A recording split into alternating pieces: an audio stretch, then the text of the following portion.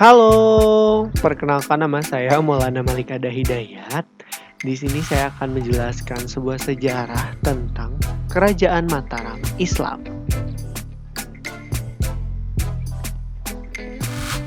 Asal-usul Kerajaan Mataram Islam. Mataram Islam ini didirikan oleh Ki Ageng Pamanahan pada abad ke-16 yang kemudian menjadi raja. Pusat Kerajaan Mataram ini ada di Kota Gede di Yogyakarta. Pada masa kejayaannya, Kerajaan Mataram Islam pernah menyatukan sebagian besar Pulau Jawa, kecuali Kesultanan Banten dan Kesultanan Cirebon.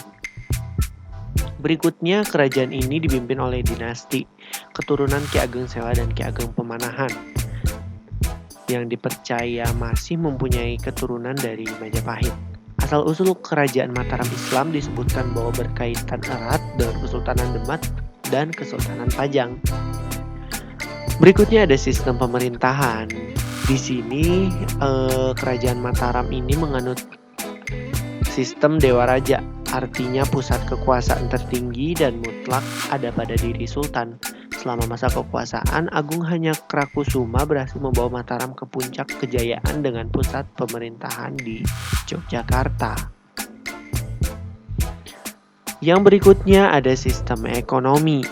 Sistem ekonomi ini karena Mataram letak geografisnya yang berada di pedalaman dan tanahnya yang subur, menjadikan Kerajaan Mataram sebagai daerah pertanian atau agraris yang cukup berkembang, bahkan menjadi daerah pengekspor beras terbesar pada masa itu.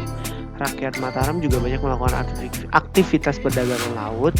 Jadi perpaduan dua unsur ekonomi ini, agraris dan maritim ini, mampu menjadikan Kerajaan Mataram kuat dalam percaturan politik di Nusantara.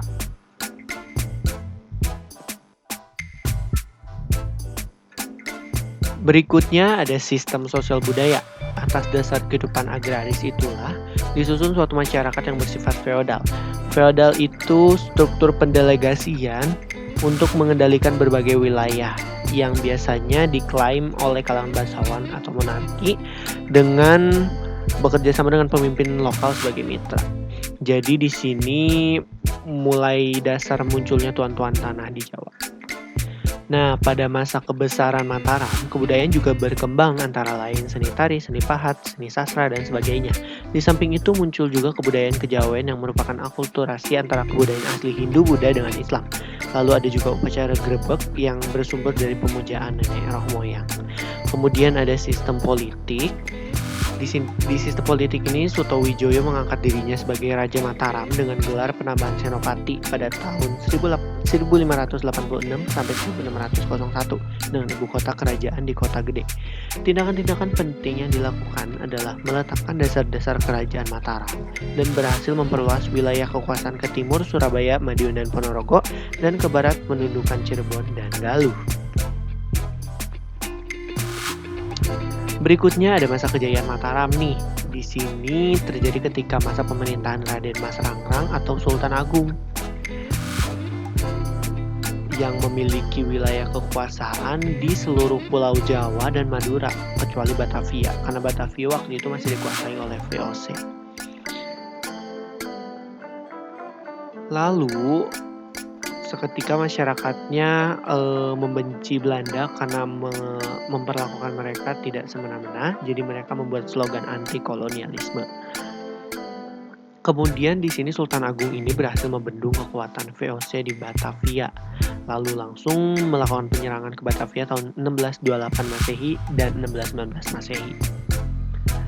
Kemudian di sini ada penyebab keruntuhan Mataram Islam nih. Ada faktor internalnya tuh, yang pertama tidak adanya pembentukan pemimpin yang baru yang cakap.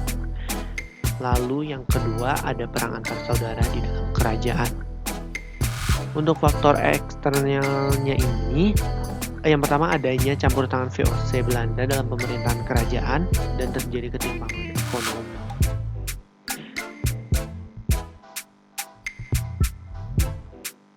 Kerajaan Mataram pun memiliki beberapa peninggalan. Di sini saya rangkum menjadi 5 peninggalan, yaitu yang pertama ada Pasar Kota Gede, yang kedua ada Kompleks Makam Imogiri, yang ketiga ada Masjid Agung Negara, yang keempat Masjid Jami Pakuncen, dan yang kelima Pertapa.